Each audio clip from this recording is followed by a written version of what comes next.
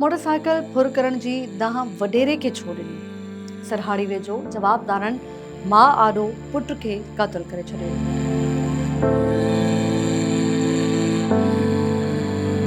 यह अफ़सोसनाक वाक़ियो खडर थाणे जे हद वारे स्टॉप भरिसां पेश आयो, जिते शहमीर ज़रदारी मोरी वटि हथियाबंदनि फायरिंग करे 26 वरनि जे गुलबेग जमाली खे क़त्ल करे छॾियो। वाक़िए जी FIR खडर थाणे ते मक़तूल जी अमड़ जी फ़रियाद ते दाख़िल कई वई।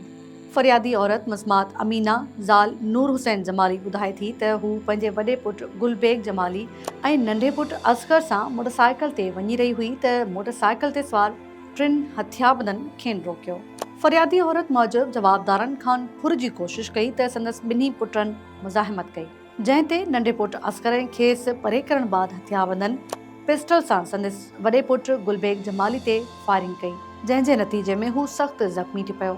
नौजवान खे गणती जोगी हालत में नवाबशाह अस्पताल में वियो, जिते हुन ज़ख़्मनि जा सट न सहंदे दम ॾिनो। औरत ॿुधाए थी त हुन फायरिंग कंदड़ 3 जवाबदारनि खे सुञातो आहे, जिन में मोहम्मद खान जमाली, बशीर जमाली ऐं दाइम जमाली शामिल आहिनि। औरत इल्ज़ाम लॻाए थी त जवाबदारनि संदनि पुट खे टारगेट करे मारियो आहे ऐं वाक़िए खे फुर मुज़ाहिमत जो रंग ॾियण जी कोशिश कई आहे। इलाइक़े में चोॿोल आहिनि त साॻियनि जवाबदारनि अॻु बि गुलबेग खां फुर जी कोशिश कई हुई, जंहिं जी मुज़ाहिमत बाद मामिलो तक जे चङे मुड़िस ताईं पहुतो ऐं मामिलो लही मिटी कयो वियो हो, जंहिं बाद जवाबदारनि नौजवान खे क़त्ल करण जूं धमकियूं ॾिनियूं हुयूं।